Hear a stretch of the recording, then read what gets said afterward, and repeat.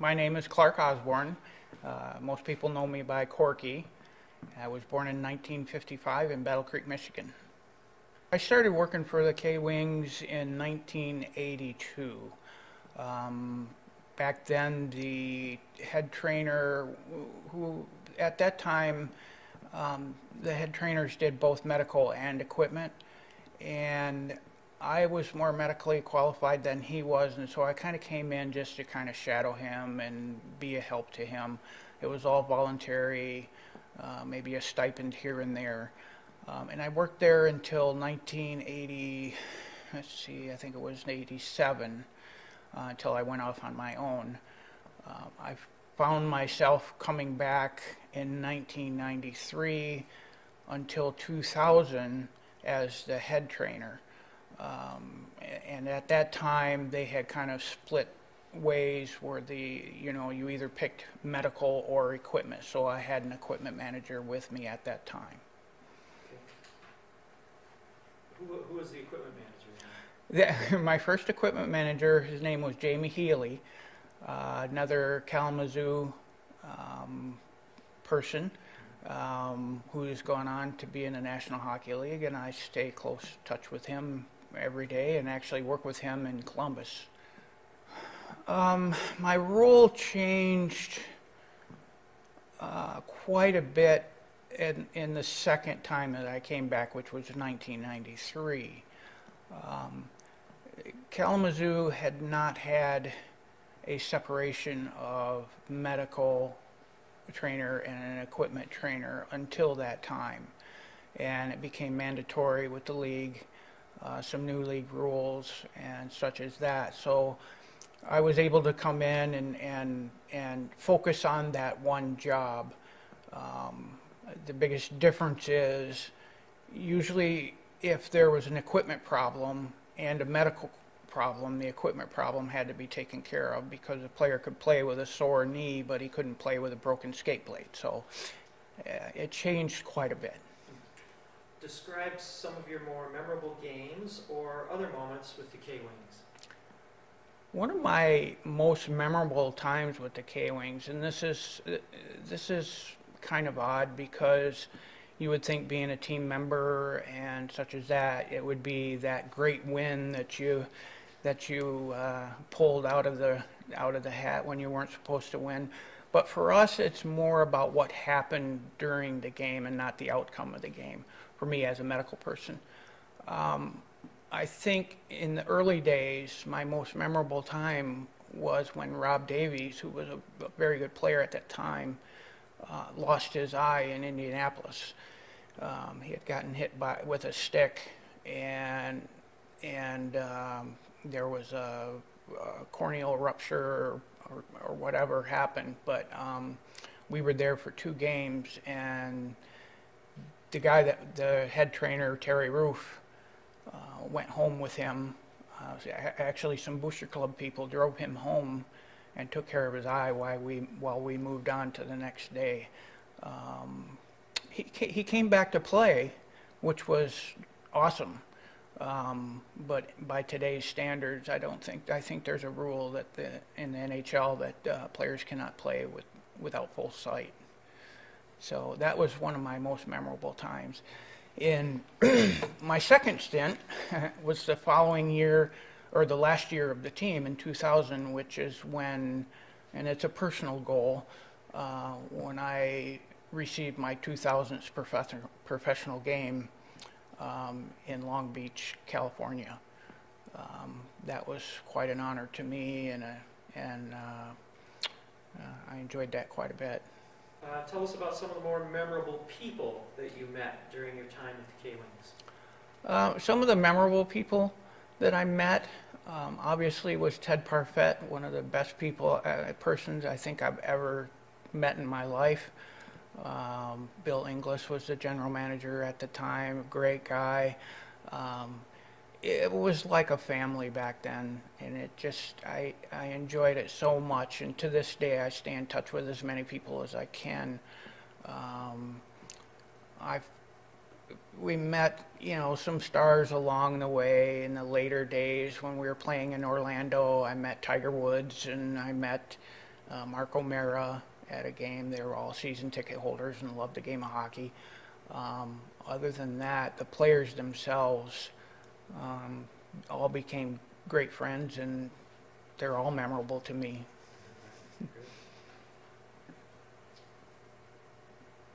Who were some of your favorite players from those days? Without a doubt, Brad Berry.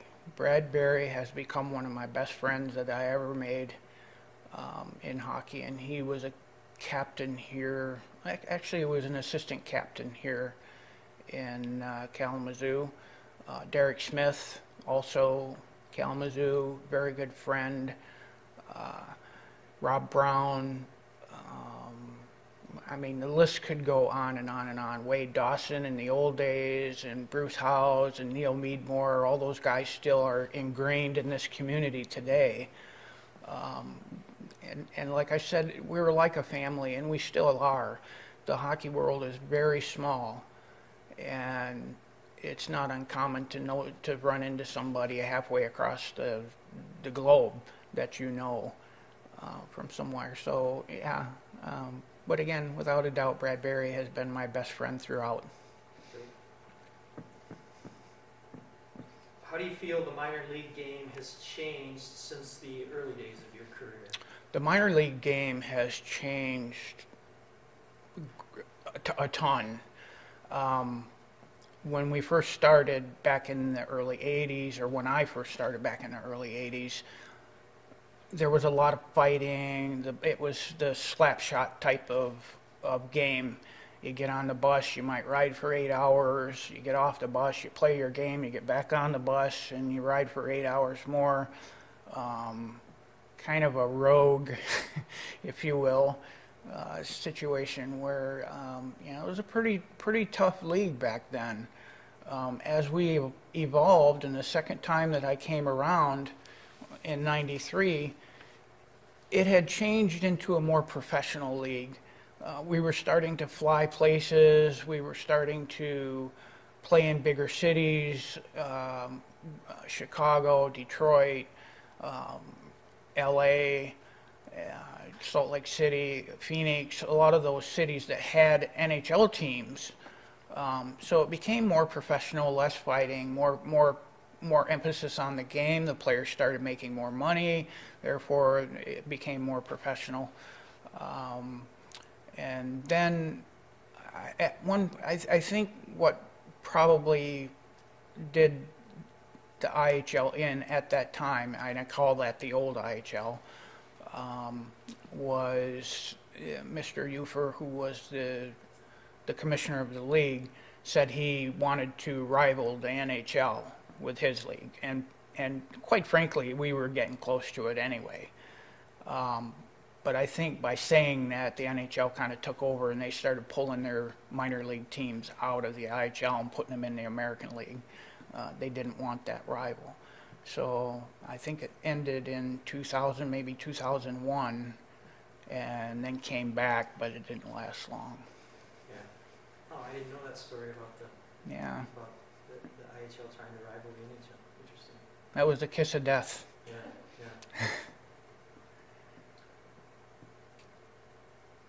Do you feel that players of color were ever treated differently by teammates or coaches or fans?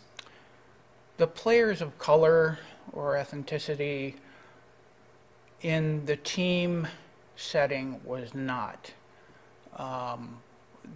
They were just like anybody else, and I even hate to use that word "they" because that in itself is kind of racist, but we were all just family, and it didn't matter where you came from, who you were, what color you were. And I think a lot of that maybe had to do because there was a big French influence anyway with the French Canadians, so we're used to different languages in the locker room and such as that.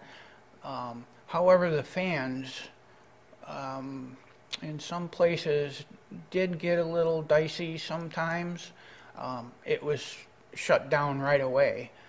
Security and the referee would, if he heard something, he would stop the game and he would kick the person out if he heard that.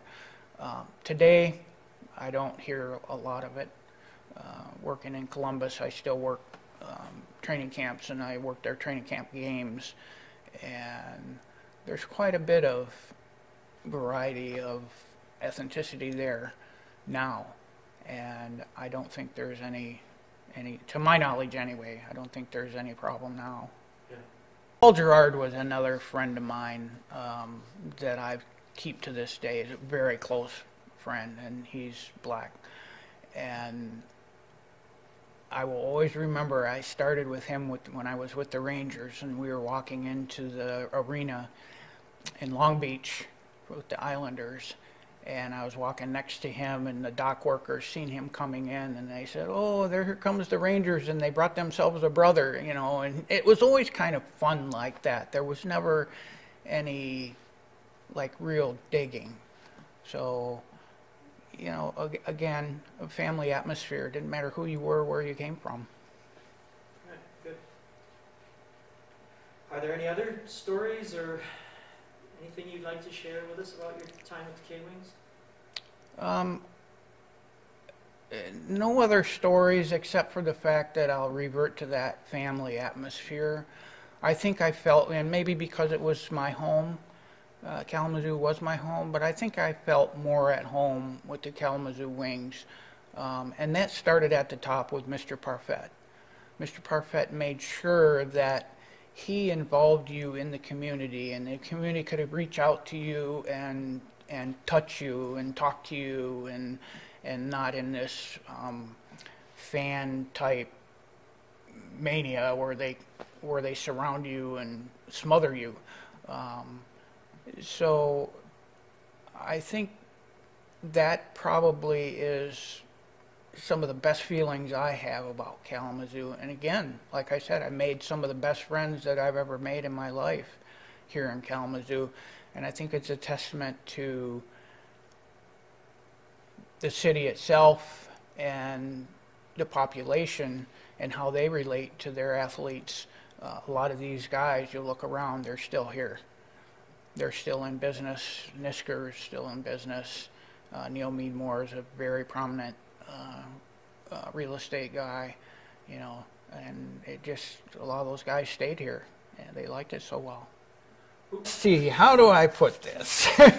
As far as a player having are they different than other athletes? I'm going to say yes, they are.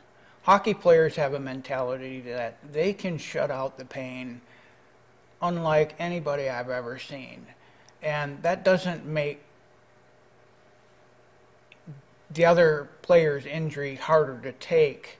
Say a baseball player jams his finger or something. It doesn't make his injury any less of an injury. It's just the hockey players, it's been ingrained in them that I got to fight through it.